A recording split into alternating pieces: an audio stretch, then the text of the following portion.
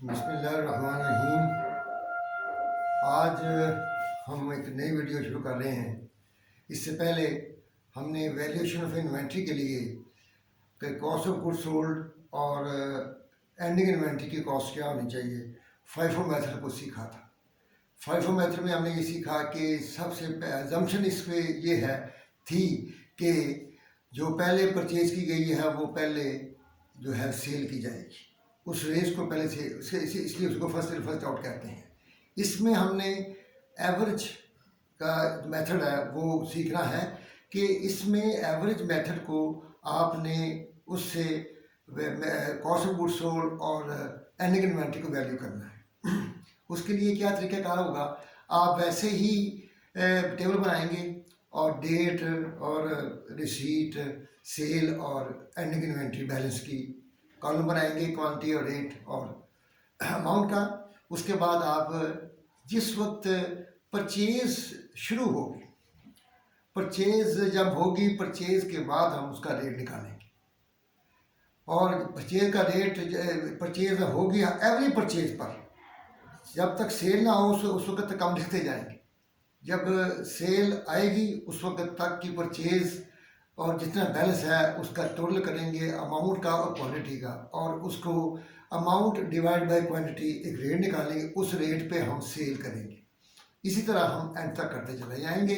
अगर परचेज नहीं होती तो हम वही रेट अप्लाई करेंगे, जब तक परचेज ना आए रेट नहीं बदलेगा। तो इस तरीके से हम फिर उसके बाद उसकी वैसे ही सेल निकालेंगे, प्रॉफिट निकालेंगे, और इस तरह हम अपना पहला हिस्सा मुकम्मल करते हैं। और उसमें इसको एक क्वेश्चन वही है जो पहले आपको दिया गया था, और वो अटैचमेंट में उसमें लिंक किया हुआ है, जो कि आपको सब्जेक्ट को जब आप इन्वेंट्री को अपना क्लिक करेंगे तो आपको वो मिल जाएगा। तो वह यही सवाल रखा है, कोई फ़र्क नहीं डाला। अब उस सवाल को हम शुरू कर रहे हैं, और ये है मूविंग एवरेज या average method.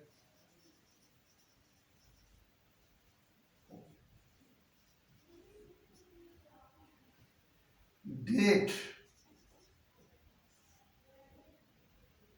Receipt,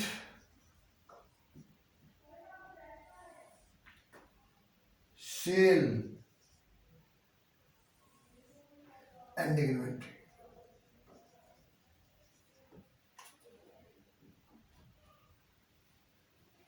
ending balance, ending balance.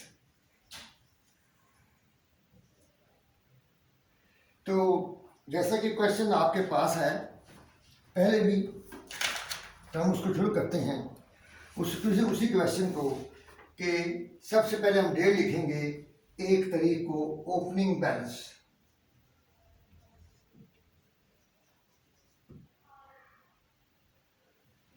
Opening balance में सबसे यहाँ पे क्वांटिटी, रेट और amount, quantity, rate and amount,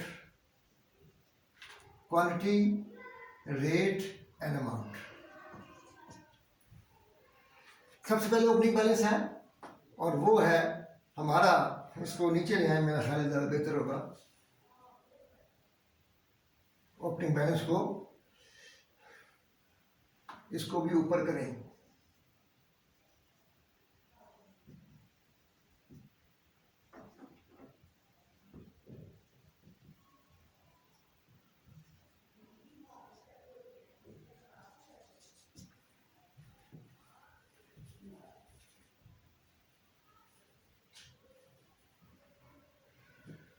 opening balance हमारा वही है 500, 25 और 12,500। उसके बाद हमारी परचेज शुरू होती है 3 तारीख को, और वो है 1500, क्वांटिटी 1500,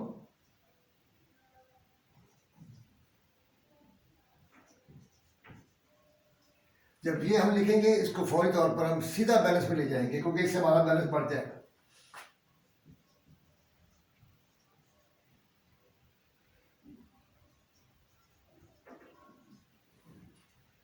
चार तारीख को फिर परचेज हुई,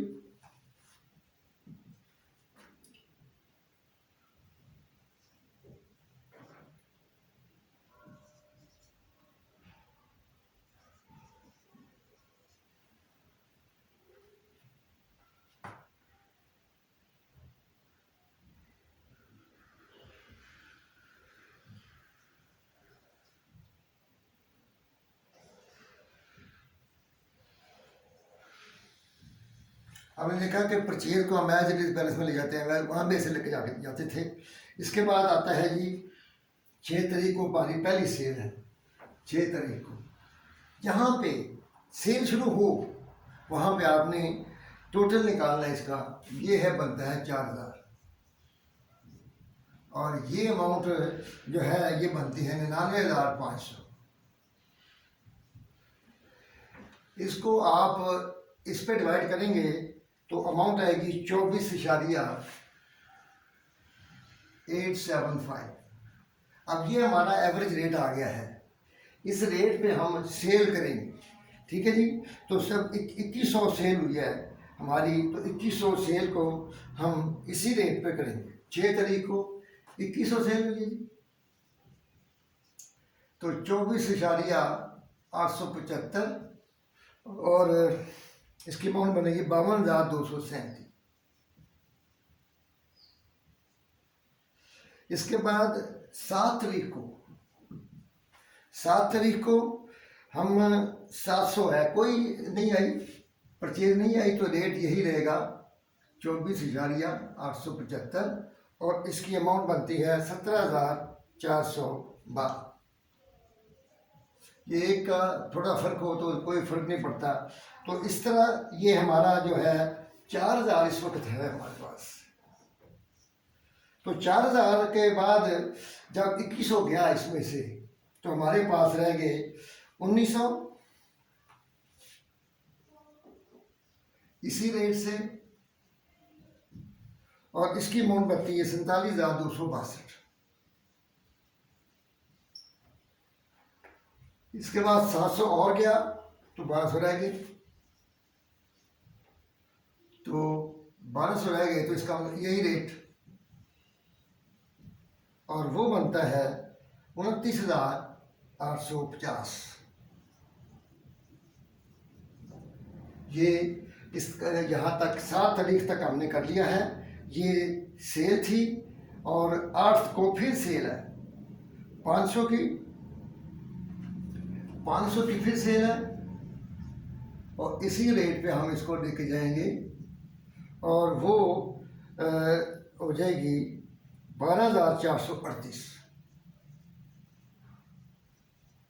तो इसका मतलब ये है कि 1200 में 500 गए तो बाकी 700 बच गए, तो इसी रेट पे हम रखेंगे इसको 700 और 17,413। लो जी, हमने ये एवरेज मेथड है जिसको हम क्या कर रहे हैं कि परचेज नहीं आएगी तो रेट चेंज होगा, परचेज नहीं आएगी तो वही रेट चलता रहेगा। उसके बाद हम 9 को हमने 1900 8 तक हो गया जी, ये 8 हो गया। 9 को हमें परचेज आई है 1900, 27 और इसका बनता है 51,300। 51,300, तो इसका मतलब है इसको हम सीधा ले जाएं इधर 1900 और 27 और 51,300। हमारे पास अब क्या है कि 700 हमारा पहला बचा हुआ है, यहाँ पे हम ध्यान लगा देते हैं। 1900 के बाद वो कहता है जी 10 को हमारी सेल हुई है 900, तो हमारे पास कितना बचा हुआ है, ये हमारे पास ये यहाँ तक तो हम खर्चे कर चुके हैं, ये है 2600 और ये बनता है 68,713। रेट अप्लाई करें तो आता है 26,43।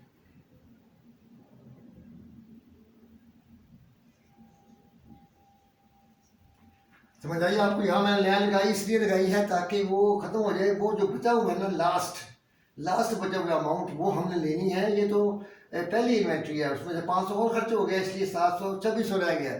तो ये रेट है। अब क्या कहते हैं जी कि 10 तारीख को हमने 900 सेल किया है, 10 तारीख को 900 सेल किया है, तो ये रेट होगा जी 26,43। और इसकी अमाउंट होगी 23,787। इसके बाद 2600 में से 900 गया तो बाकी रह गया 1700।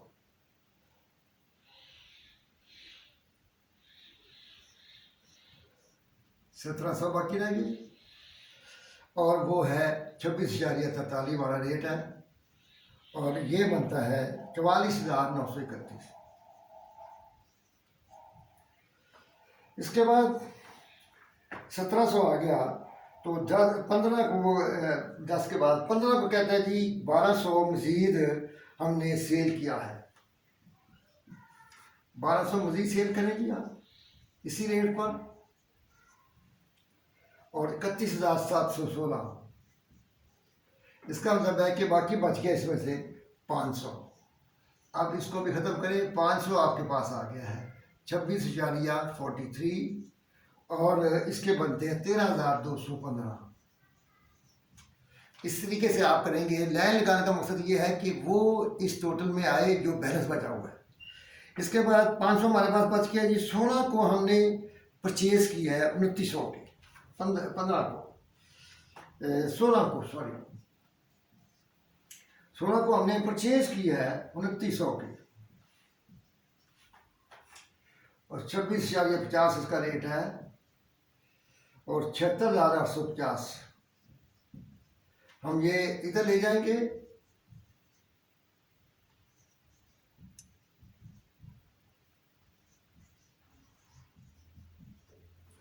हमारे पास अब ये बची हुई है। उसके बाद वो कहता जी 18 तारीख को हम सेल कर रहे हैं 1300 की।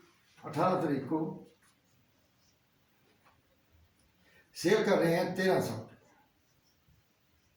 और ये रेट होगा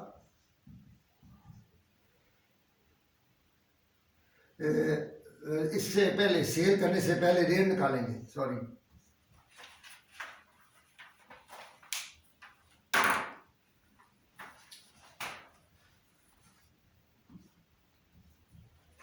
ये है जी 3400 और इसका 90,065 अमाउंट बनती है। ये अमाउंट है, इसको डिवाइड करें इसके ऊपर, रेट आता है 26,49।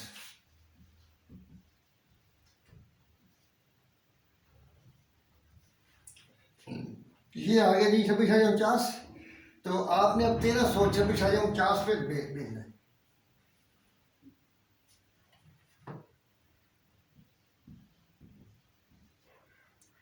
और 34,437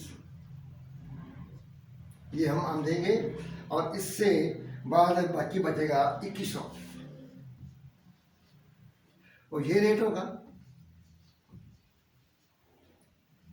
और 55,629 हमारी एंडिंग इन्वेंट्री हर वक्त हमें मौजूद है, मिलेगी हमें। 2100 के बाद 18 के बाद 24 तारीख को फिर सेल करते हैं हम 950 की, तो रेट यही 2649 होगा और हम 25,165। इसका मतलब है कि हमारे पास इसमें से ये माइनस करेंगे तो 1150 वही एंडिंग क्वांटिटी आएगी। 2649 पे हम इसे करेंगे और इसका टोटल आएगा 30,463।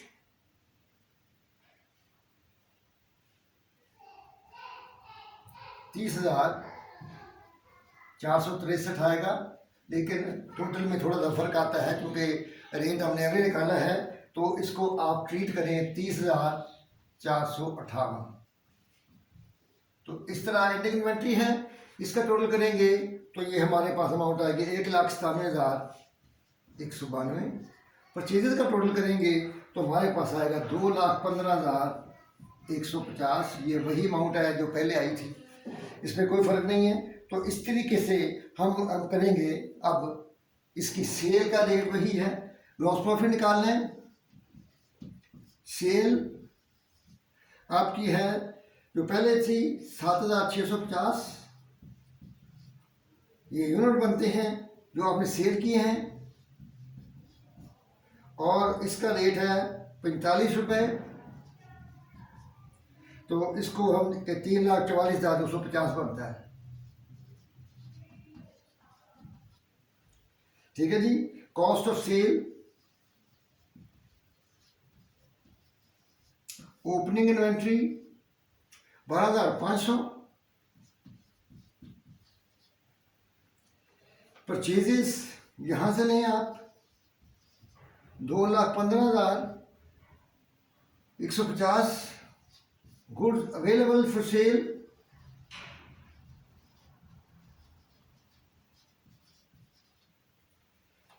ये बनती है जनाब 2,27,650। एंडिंग इन्वेंट्री हम यहां से लेंगे 30,458, और ये आ जाएगी हमारी 1,97,192। ये अमाउंट हमारी इससे मिलनी चाहिए। मामूली फर्क आएगा 3-4-5 रुपए का, तो ये फाइफों में तो आता नहीं, एवरेज में आ जाता है। इसलिए इस तरीके से हमने इसको अपना हल करना है मूविंग एवरेज को, कि आपने इसमें ज़हन से रखें कि आपकी उस वक्त चेंज होगी जब परचेज नहीं आएगी, वरना वही रेट चलता रहेगा। इसके बाद हम चलते हैं एक और मेथड के ऊपर, जिसके ऊपर सवाल आते हैं। वो है कि अगर हमारे पास हम फिजिकल पे चल रहे हों और किसी वक्त जो है फ्लड आ जाए, आग लग जाए, फायर हो जाए, तो उससे क्या होता है कि हमारी जो इन्वेंट्री है हमें मालूम नहीं हो सकती, क्योंकि हम फिजिकल करते हैं, हम जाते हैं अपना स्टोर में, वहाँ जाकर एंड पे मालूम करते हैं कि हमारी कितनी इन्वेंट्री पड़ी हुई है, वो काउंट करते हैं। अगर फायर हो जाए, अगर फ्लड आ जाए, कोई हादसा हो जाए, तो फिर वो हमारे पास क्वांटिटी रहती नहीं, तो लेकिन हमने काम तो बंद नहीं कर सकते। या हम वक्त से पहले साल के आखिर में जाते हैं अकाउंट के लिए, अगर हमने 6 महीने के बाद अकाउंट बनाने हैं, उस सूरत में भी आप क्या करना पड़ेगा कि लास्ट ईयर आपका ग्रॉस प्रॉफिट रेट क्या था। जीपी रेट मैंने आपको बता दिया है कैसे निकलता है, जीपी ऑब्लिक सेल इन 200। तो वो जीपी रेट से हम इसको मसले को हल करेंगे। और वो एक छोटा सा क्वेश्चन इसमें आपके सवाल में किताब में है, वो मैं आपका मोटी मोटी चीज़ें यहाँ निकल करता हूँ, तो उसको बताता हूँ कि आपको उस वक्त कॉस्ट ऑफ गुड्स सोल्ड कैसे निकालनी है और उसको एंडिंग इन्वेंटरी कैसे निकालनी है।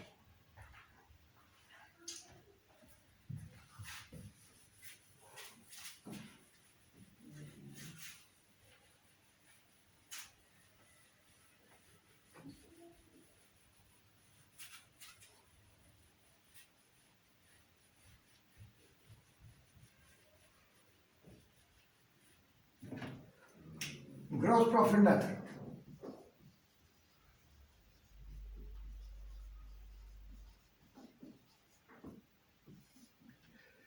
इसमें क्या होगा कि आपने उसकी जो है ग्रॉस प्रॉफिट निकालना है।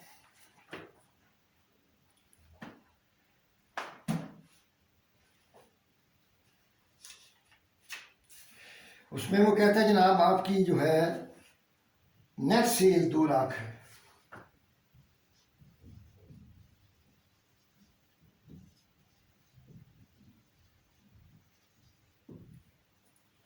और उसके बाद वो कहते हैं जनाब ओपनिंग इन्वेंट्री आपकी 40,000 है।